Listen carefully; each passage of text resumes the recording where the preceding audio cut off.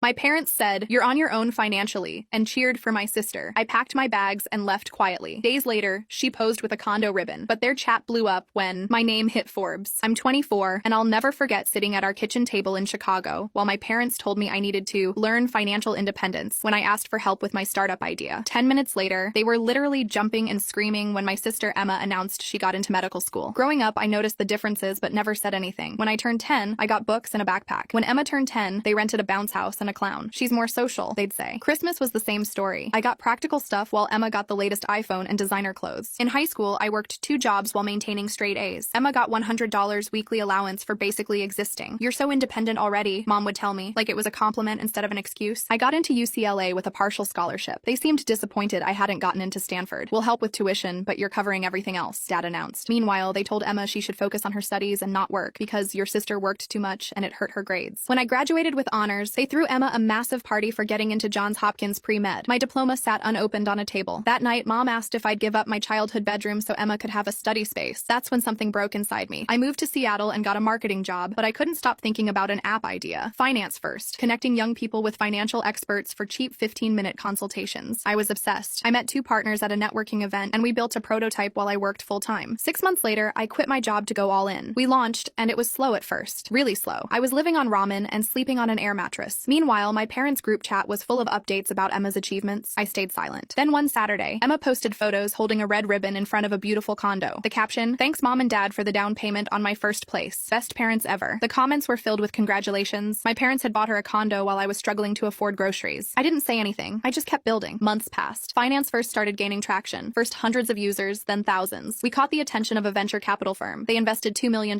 Then another firm invested $8 million. Within 18 months, we had over 500,000 users. I stayed off my family's radar. Radio silence.